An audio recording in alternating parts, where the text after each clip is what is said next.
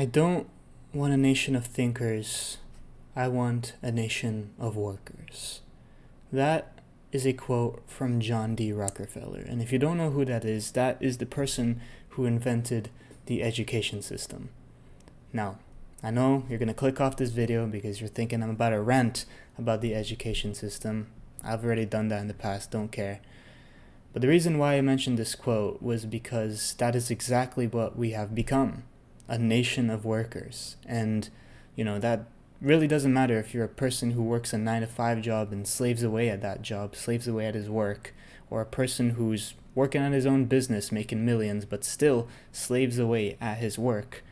All in all, the similarity between those two is you're a slave to your work. You are still a part of the nation of workers.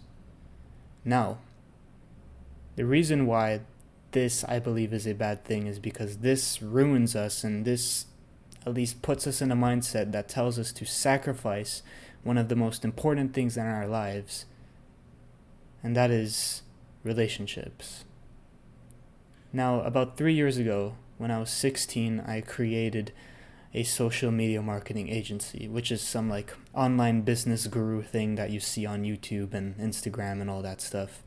But I wanted to make around $10,000 a month, and so every day I would wake up, do my morning routine, and then just work on this business. Of course, go to school, but then work on my business.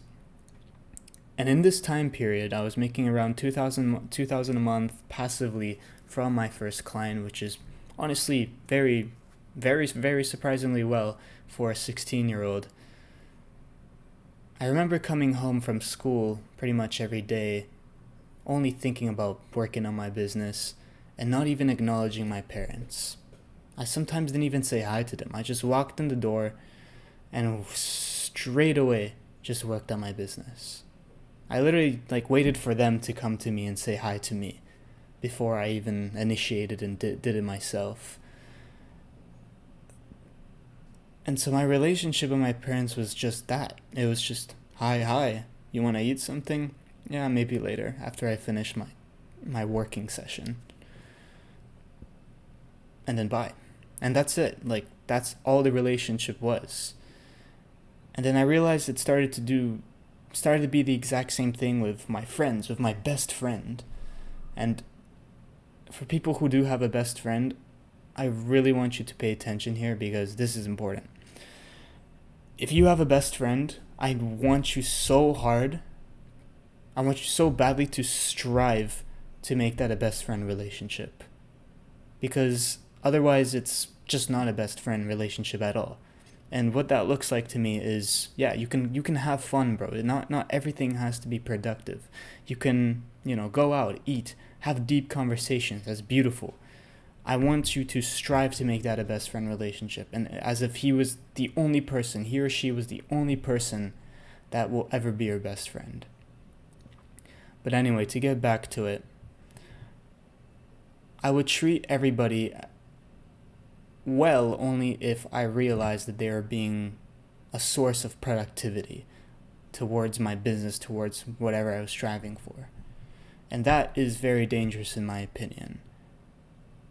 Because if you think about it, life is a gift. God has put us on this earth for a reason, for a purpose, and one of those purposes is to literally live and function and be in this earth, experiencing the beauty that God has created. But the thing that prevents us to do that is ambition sometimes.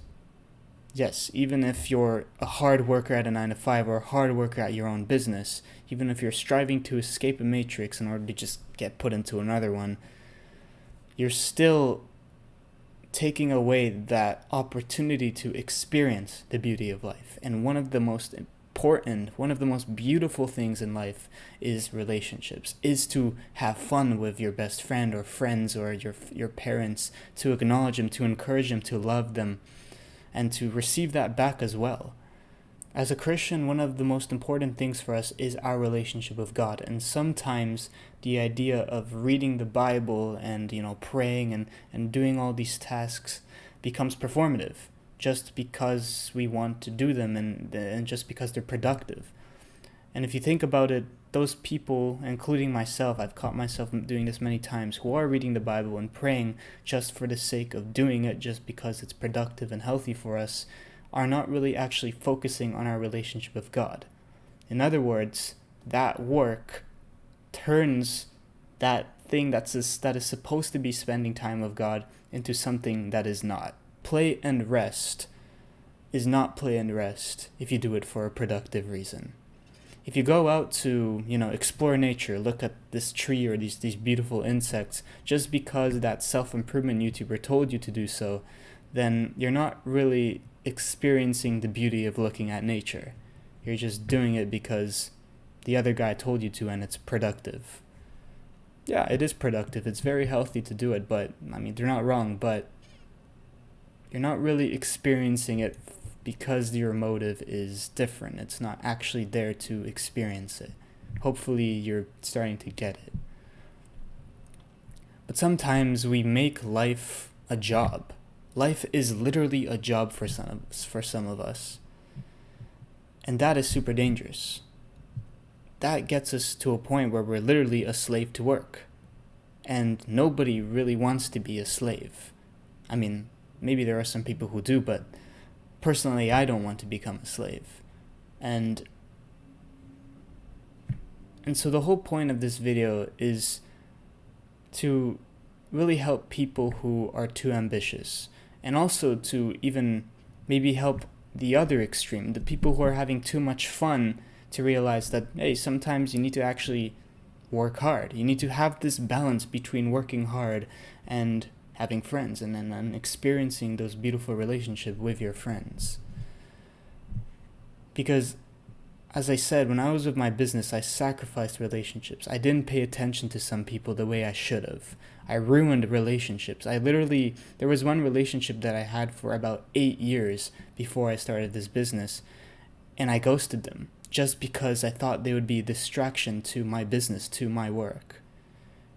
And although I've reunited with that person, our relationship is not the same, and it will never be the same, because realistically they told me they forgave me, but they really haven't. They really haven't. And so my business and the idea that that person was a distraction has ruined the relationship.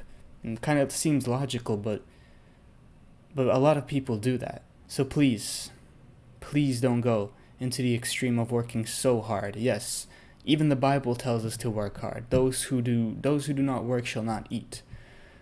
But people who work too hard still will not eat. They will not be able to eat the beauty of this world, the relationships we have, the nature around us, the ability to have actual rest and to have actual fun in our lives.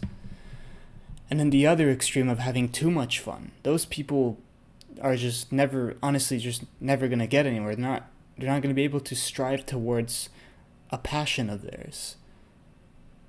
But I'm specifically talking about the people who were like my past self, who were too ambitious, who are too ambitious. And so hopefully the message is kind of getting across to you now.